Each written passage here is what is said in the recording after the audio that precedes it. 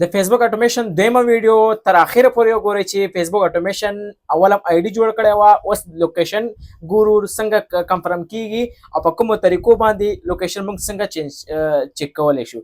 راځئ تر ویډیو تر اخره پورې وګورئ.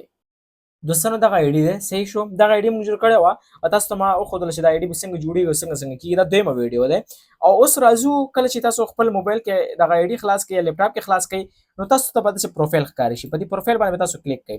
نو پروفایل چې کله تاسو کلیک کړئ دلته وګورئ سیټینګ ان پرایویسي، په دې سیټینګ ان پرایویسي باندې کلیک کړئ. دلته به تاسو شو کېږي پرایویسي سنټر، په دې پرایویسي سنټر باندې کلیک کړئ. دا څه شی موږ ته ښکاره کوي؟ دا د آی ډي لوکیشن یعنی کوم ځای کې دا موقعیت لري، کوم ځای کې دا هغه شوی دی، یعنی کوم لوکیشن ښیي موږ ته چې دغه کوم لوکیشن سره موږ آی ډي کریټ کړی دی. اگزامپل موږ د نیویارک سره کنیکټ کړی دی، اوس ګورو چې دا نیویارک سره راغلی دی او که نه.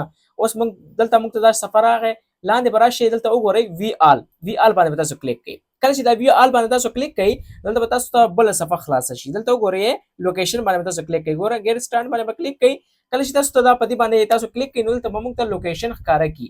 اوس خو موږ ته دا لوکیشن ښکاره نه شول، ګوره یور لوکیشن انفارمیشن هېڅ نشته دی. ولې؟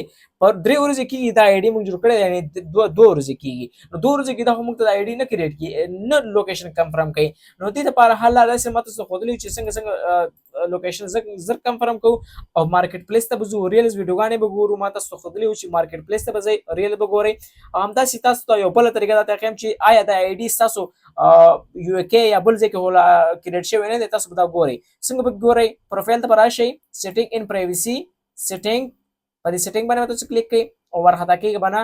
آی ډي چې دی کله کریټ شي زر به پیج نه کریټ کوئ، دې سره ستاسو آی ډي چې دی سسپینډ کیدی شي او له منځه ځي، آی ډي بیرته راځي نه. هغه هلته 155 ورځې وخت درکوي، هغه آی ډي بیرته راتګ نه کېږي. نو کوشش وکړئ ډېر زیات احتیاط کوئ. دلته تاسو ته راځي اکونټ سنټر، موبایل کې هم اکونټ سنټر راځي او لیپټاپ کې هم اکونټ سنټر راځي. دغه ګورئ دغه موچ چې خوځېږي ورباندې تاسو به په دې باندې کلیک کوئ. صحیح شو؟ نور شیانو باندې کلیک نه کوئ، لږ انتظار به وکړئ، لږ به ویټ وکړئ. دا ویډیوګانې لږ اوږدېږي خو تاسو ته ډېره زیاته مهم دي. دلته به تاسو وګورئ زما په دې ایمیل باندې جوړ شوی دی، په دې الکس سنټر باندې به زه کلیک کوم. دلته به هغه شی موږ ته ښکاره شي وبخښئ ډېر دې زبانه نه، په پاسورډ اینډ سیکیورټي باندې به کلیک کوئ. دغه دلته تاسو ته ښکاري، په دې باندې تاسو کلیک کړئ. کله چې تاسو په دې باندې کلیک کړئ دلته چینج پاسورډ راځي، 2 فیکټر هغه راځي، دې باندې نه کلیک کوئ، ډایرکټ ویر یو لاګین باندې کلیک کړئ. په دې باندې تاسو کلیک کړئ. صحیح شو؟ دلته وګوره ما ته وایي وینډوز کې دا لاګین دی. ښه وینډوز کې لاګین دی خو کوم ښار موږ ته ښیي؟ ګوره کې ایس یونایټډ سټیټ کې دغه آی ډي چې دی کریټ شوی او دیس ډیوایس یعنی اوس ډیوایس کې.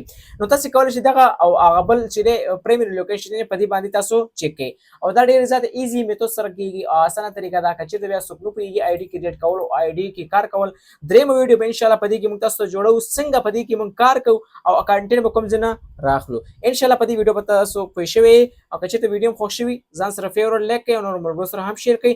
چاته وي پی این او فیسبوک پیج مونیټایز آی ډي پکار وي موږ سره اویلیبل دي، تاسو کولی شئ موږ ته میسج وکړئ. ډېره مننه.